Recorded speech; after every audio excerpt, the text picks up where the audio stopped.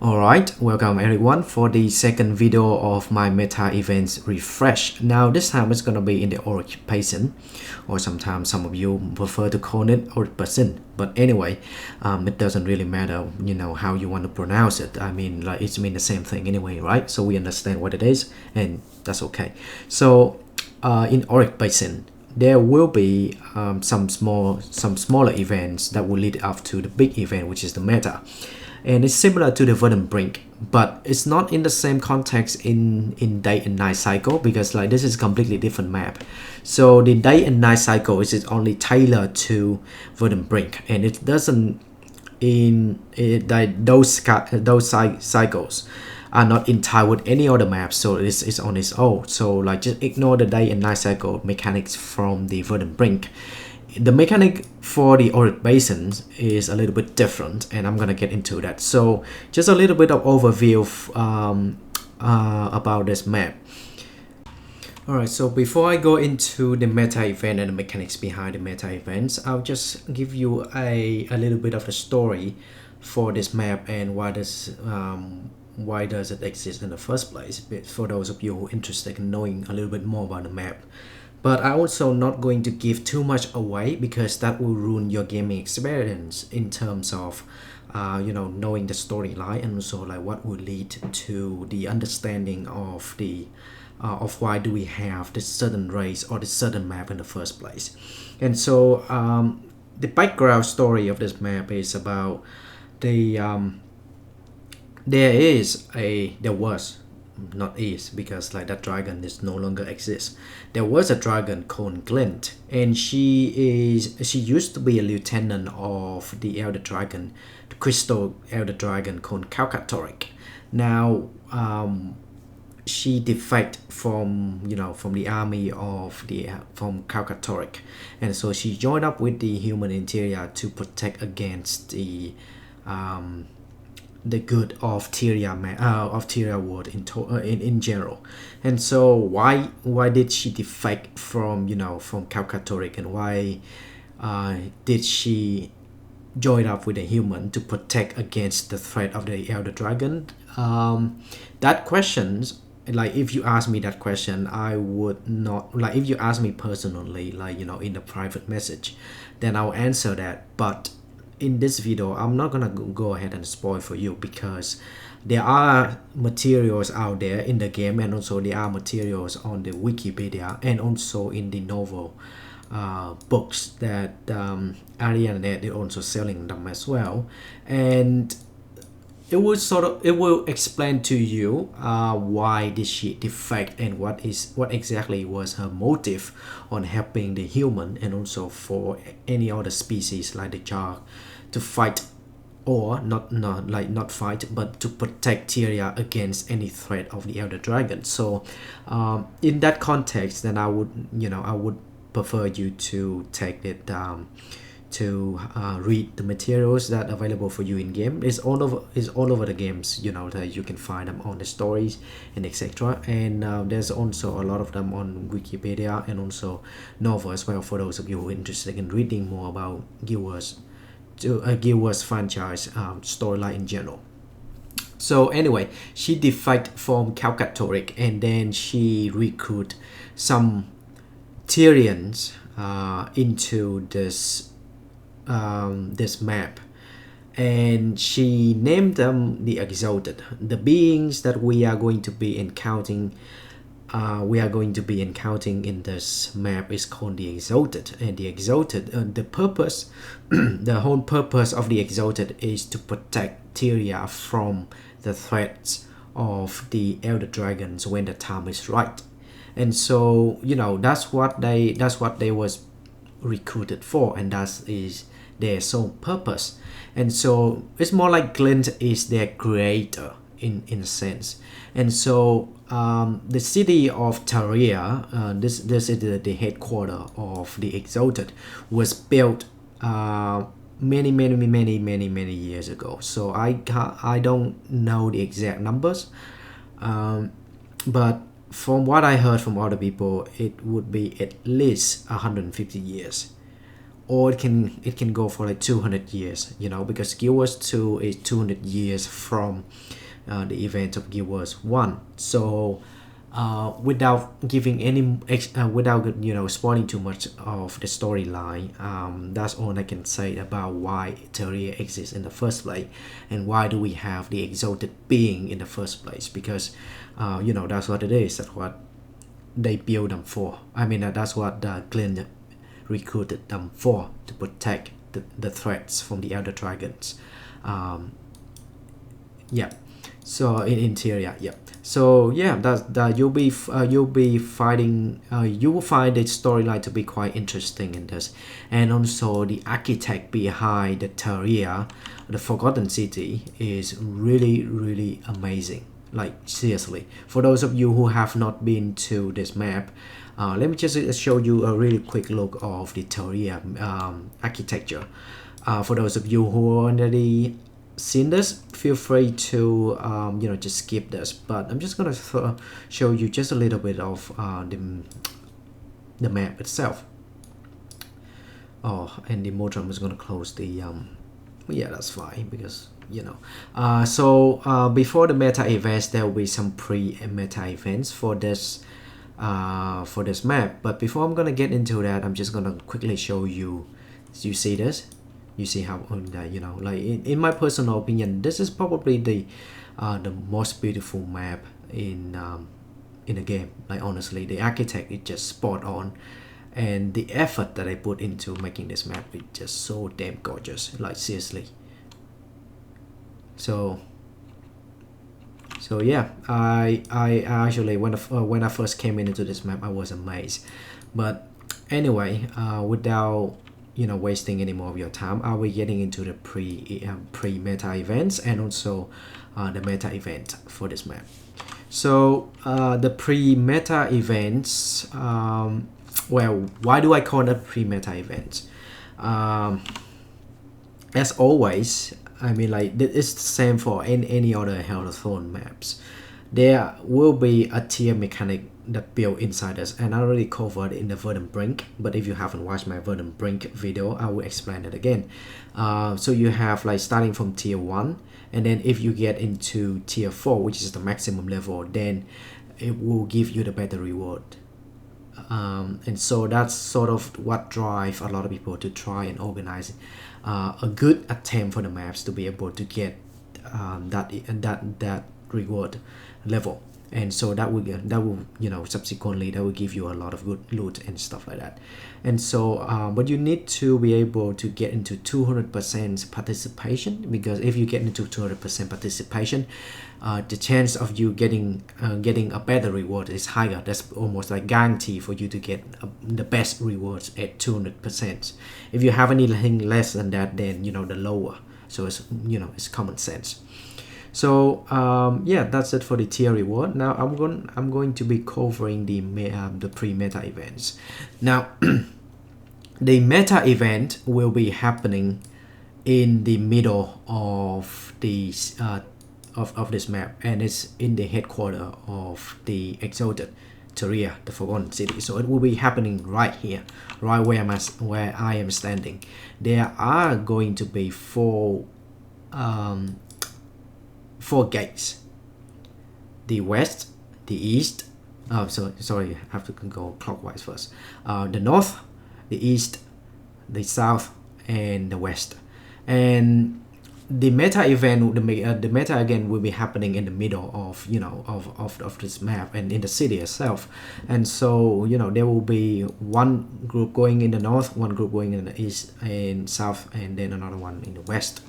But before that happens, before the meta event happens, there are going to be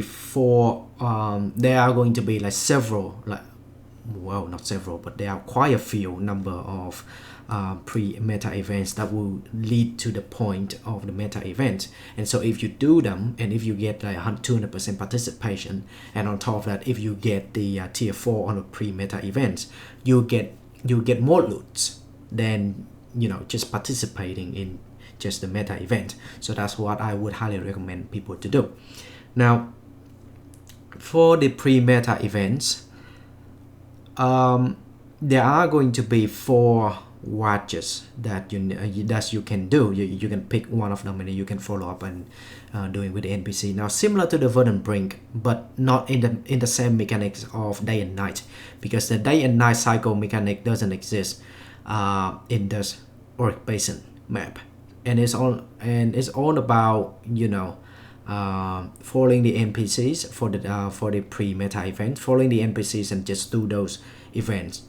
And once you successfully complete that events, the watch will not outpost, but like the watch will reach its maximum potential of the in regard to the defensive perimeter. And what it does is that it will strengthen the army of the exalted, and then like it will lead to the next phase, which is like the modern minions will try to attack the city of Tarir, and so that we have to defend on that. So that is the background of the meta events, and why do I call it a pre-meta event. Alright, so there are going to be 4 watches, as I said earlier: the north watch, the east, the south, and the west, right? So for each of these watch, there will be a commander. There has to have at least one commander to be showing people on where to go and following the NPCs. And so as I can see in here in my map, that there's one commander in here that leading people in the south. But for those of you who interested in getting the achievements for this map, you need to do 4 of the watches, like starting from the beginning to the end, and that will give you the achievement. But similar to Verdant Brink, I'm not gonna go cover in those pre-meta events because it's linear, exactly the same with the Verdant Brink. You just need to follow with the NPCs, and it would approximately take about 30 to 40 minutes for each watch to be complete, like all of the pre-meta events for one watch. 30 to 40 minutes to complete one watch. And so some of them are very easy. Well, most of them are, in my personal opinion, most of them are really easy, so you can do it on the go. I don't feel like I need to go and comment further in depth of each of and every single one of those events, because I would be wasting your time. And think about it, if I cover each and every single one of those events like in depth, it will take 30 minutes for this one. Let's say 30 minutes for the sake of argument for this one, and 30 minutes for this one timed up by 4, that's like what, 2 hours long. And I highly doubt anybody would be looking at a video that is at least 2 hours long to cover some of the stuff that they can just do it on the go. Like, it's common sense. And so I don't feel like I should be commenting in depth on those events, because given that they are so easy, and then you can do it on like first time of doing. When I first got onto this map, I did it in one go. So it should be the same for you too. And besides, you already did like the Tarir core events map, and I would assume that some of you might already have done the Auric Basin, Verdant Brink event. So that sort of mechanic of following the NPCs and do the change event is similar, is still there. So that's what I call it, a linear mechanic events. And yeah, it's similar into this, and they're gonna be similar to the Tangled Death. So and also in the Dragon's Den as well for the pre-meta events. So I won't be covering that. And instead, I was just covering the meta event right in the middle of the map. Because I don't feel like wasting your time, so I'm just going to be covering straight onto the meta event. So that's all I can say about the pre-meta event, and without wasting any more of your time, I will be talking about just a little bit of information before I'm going to talk about the meta event. That some of you might be wondering, like, do we need to know anything about the mastery? Because as you for those of you who already watched my Verdant Brink, chances are you might be wondering, like, oh, do we need any special mastery or anything like that? Short answer, no. the Tarir meta event doesn't require you to have any like special like high-end mastery at all. It doesn't even like require you to have like high like even medium mastery. I call it like hard to get mastery and medium mastery. So hard to get mastery is require a tremendous amount of experience, like the ley line gliding, the ley line gliding. Yeah. So yeah, the ley line gliding will require a tremendous amount of experience, and the medium effort is the lean techniques, or maybe just maybe the updraft. But anyway, so you don't really need to have, you don't even need to have the medium one to be able to do it, the meta event. All you need to have is the glider, and that basic. You have it as soon as you get into the verdant brink. You probably will have it anyway. Well, it's more like a guarantee. It's a fact that you will have the glider basics. The moment that you step the moment that you step right inside of verdant brink, which is the previous map of this one, you will get a glider. And so yeah, like you have it. So I would assume that you all of you have the glider. So yes, that's all you need. Like seriously, you don't even need the bouncing mushrooms to be able to like do the meta event in verdant brink. Sorry, Auric Basin. However, for the pre-meta events, yes, some of the pre-meta events will require you to have bouncing mushrooms, and sometimes it will be a benefit for you to have the exalted markings or the exalted acceptance. And in terms of the New Hawk law, you might be required to have well, it's not required, but it's a recommendation from me that you can that you might be benefit from the New Hawk hunting. So aside from you like guarantee that you will have the glider basics, the rest of the mastery skill tree are not a necessity, but it is a recommendation to have as high as you can for the meta event. For the pre-meta event, yes, you'll be required to have the bouncing mushrooms for just some of the events, not all of them, just some of the events, and it will be a benefit for you to have the blazing speed and also the itself poison lore, the exalted, and also the New Hawk hunting and etc. So it's a benefit because you can travel. See this New Hawk wallows. You can use this and travel from the east to the west to help up them out. So it's just convenient to do so. Alright, so that's pretty much it for the mastery, and I will be stopping this video for now, and I will swap to the other videos that I have recorded when I was participating in the meta event of the Auric Basin. Alright, for the meta event of the Auric Basin, the Battle of Tarir. Now, the Battle of Tarir is actually very easy. Like I said before, there are going to be 4 gates for you. Now, I'm just going to go cover the west side first. Now, as soon as you get into the city from the west gate, you will be seeing there is gonna be a circle in the middle of the map. Like I'm sorry, not in the middle map, but at the beginning of the west gate. Sorry, not at the beginning, but you know what I mean. So like you'll be seeing a circle, right? And that circle has a lot of mushrooms dancing around. So what you need to do is that you need to stand on the mushroom, and that will transform you into a mushroom yourself. And you need to get yourself as a mushroom. You need to get yourself to the Octovi, which is the boss. Trying to get into the middle of the city of Tarir. And so that's what the purpose of this meta event is. We are trying to stop the Octovi from getting inside and the Modram minions from getting inside the middle of the city. And so you need to break that Octovi. But to be able to break that Octovi, there are going to be 15 points of the shield that you need to reduce. And so for the west side mechanic, you need to transform yourself into a mushroom and then get onto the Octovi. And once you get onto the Octovi, start exploding yourself, and that will reduce the amount of shield points for that Octovi. And that's exactly what you are trying to do. And once you get to 0 of the shield, you can start dealing damage to him.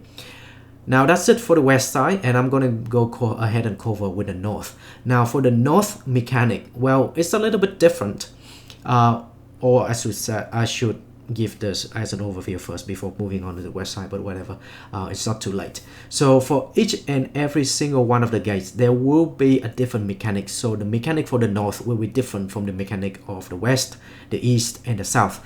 Every single one of those gates will have a different mechanics. Let me repeat it again. Every single one of them will have a different mechanic, and so you need to be able to adapt and know which mechanic to use for which gate before you move ahead and pick your gates. But you sort of like, you when you pick a gate, if you do it long enough, well, after doing it for the first time, I would assume that you already know what to do for the next time anyway. So after doing that for the first time, you will know that which mechanic will apply for which gate, and then you just go ahead and do it. Now for the north, there will be a lot of equipments that, standing around, well, not standing around, but there will be a lot of equipments lying around with the NPCs. And you need to pick up those equipments, and what it will do is that it will give you the ability to construct a mortar cannon. And when you construct the mortar cannon, you can set it up a sort of like a cannon shooting point, and then you just have to arm yourself right to the octovi, and then start shooting the shit out of the octovi using that cannon, and that will reduce the amount of shield points that the octovi has. And once you reduce it down to 0 using the cannon, you have to use the cannon to shoot the shield. And once you reduce it down to 0, then the octovi will be weakened, and the shield will be weakened, and then you can start attacking that octovi using any other normal means attack. And so the mechanic of the north side is actually really easy. So but there will be a lot of mobs that try to stop you, or trying to stop you from setting up the from constructing a mortar cannon. And there are going to be a lot of mobs that trying to preventing you from dealing damage to the octovi. And so in that situation, what can we do about it? Well, when I was doing this, I saw that there are some exalted armors, and those exalted armors are responsible for pulling the mobs away from the rest of the group when we are trying to deal damage to the shield, and subsequently we are trying to deal damage to the octovi itself. And so the job of the exalted armors are the job of the exalted armors are to try to get the mobs away from the rest of the group. That's what they are trying to do. So depending on which role you are taking, if you're taking the exalted armor role, then we will be requiring you to pull away all of the mobs away from the rest of the group while we are trying to deal damage to the octovi. Yeah. So if you're in the exalted armor, please just do that. And if you are in the group or in the north of trying to reduce the shield of the octovi, then please just stick with that role. Don't mingle around and try to do any other things. But your commander, the commander who is who's the one that commanding that gate, has to be able to tell you on what to do. If he cannot do that, then he fails his job as a commander. So but I'm just gonna be honest with you, like by this time, like approximately about 3 months already have passed since the expansion release. A lot of people know what to do already, so this is a little bit of a refresh. Okay. Now I'm moving on into the east side. Now the east is actually the easiest one of our own of the 4 gates. So what you need to do is, the moment that you step inside in the middle of the east side, you need to pick up the eggs. You need to pick up the eggs from not the eggs, but more like bombs or stuff like that. And then once you pick them up, you need to use the updraft. And then once you use the updraft to position yourself a little bit higher, then you can start throwing those bombs to break out the shield of the octovi. And similar to the other octovi, the octovi of the east also have, it also has 15 shield points. And when you use the bombs to start dealing damage to the shield, you have 15 you have three attacks for the bomb, so you can throw it 3 times. So use those 3 bombs to start dealing damage to the shield. And because the east is is actually the easiest one. So I would highly recommend for those of you who completely to the map and you're not comfortable with staying in any other lands, please stay with this one, because like the east side, because the east is actually the easiest, and chances are it has a very low chance of failing. All right, so that's it for the mechanic of the east, and then I will be moving on down to the mechanic of the south. Now the south is actually interesting. I was gonna use the term difficult, but it's actually not difficult, but it's interesting. The reason why I'm saying it interesting is because there is going to be a bomb, a big bomb. So it's not like the east side when you pick up like some smaller bombs and start throwing it into the octovi. There will be only be one big bomb, right? One big bomb in the south. And what you need to do to that bomb is that if you have any push or pull. So basically what you are trying to do is to use any crowd control skill. Crowd control skill is the terms that I use, and a lot of people that I think that they going to be using that too. But please pardon if I get this one wrong, because like crowd control can mean a lot of things. But to me, crowd control, when I use it in terms of meta events like this, is the ability to control the bosses and also to control the minions or to control the objects. And the control can mean a lot of things. The control can mean push, pull, also stun, and also slow process and stuff like that. That's my definition of crowd control. So for the south, what you need to do is that if you have any hammers, especially for the guardian, because I'm playing the guardian in this video, and sadly when I was doing this one as a guardian, I didn't have my hammer with me, so I couldn't do a lot of crowd control in terms of pushing the bomb in to the octovi to break the shield, because the bomb can deal like 5 shield points to the octovi shield. And so that's what we are trying to do in here. We try to push the bomb into the octovi to destroy the shield, and so that we can start attacking it. So for guardian, if you have hammer, then you can start using your hammer to knock it back the bomb into the octovi and start dealing damage to it. Or if you are a dragon hunter, what you can do is that if you don't have the hammer at the time of me filming this, I didn't have the hammer because I gave it to my other tools. But if you didn't have the hammer, then you can use the first skill F1 of your change attack to pull it into the octovi. But it would just be easier for you to have the hammer actually, and I find that having a hammer actually did help. Because after this video I went ahead and just bought a crappy hammer just so I can do this event. And so like just use the hammer and start pushing the bomb to the octovi, and that's it, you set. Now those are the mechanics for each of the gate, but there is a general mechanic for all of them, is that you need to kill all of the octovis at the same time. So you cannot afford to kill one of the octovis and then moving on to another one and then start dealing damage to the other one. No, it doesn't work that way. The mechanic, the overall mechanic of this Battle of Tarir event is to kill all of the octovis at the same time. I repeat, at the same time. And that is the whole reason why we have 4 commanders, because we can communicate with each other and to tell which side that is having a problem. And if the side is having a problem, then we can start sending a little bit of sending a small number of people to that side to help them out. Why having the other gates to hold off the attack of the octovis. Otherwise, if we kill the octovis way too fast, and if the other side is not ready, then we pretty much just ruin the event.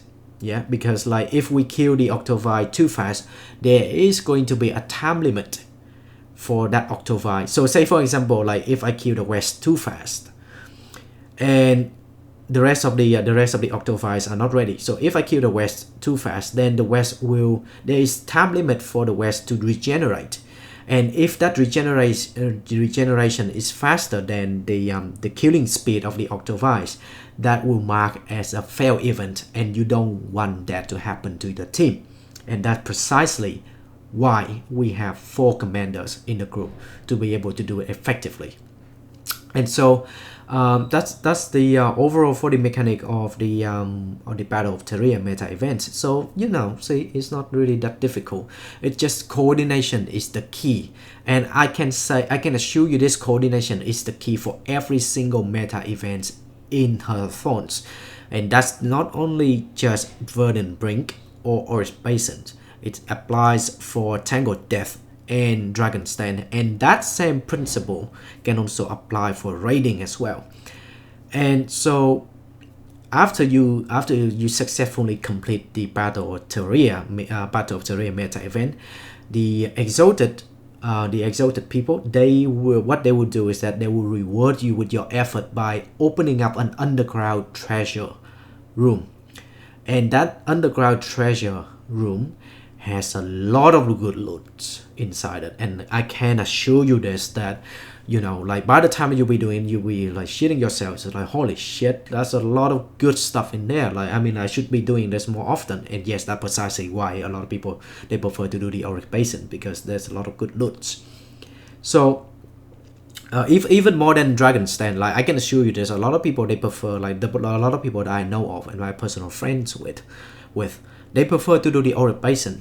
And like they prefer to do the Auric Basin rather than they doing Dragon's Den or Tangled Death. Auric Basin, I would have to say that in terms of ranking, in terms of ranking of doing, a lot of people prefer to choose to do the Auric Basin rather than the rest of the meta events. But that's just my observation. Your observation may be a little bit different than mine. But anyway, let's get back to the meta event, because I haven't finished yet. Because I'm getting into the end. So there will be a lot of treasures for you to open, but you need to have the exalted keys.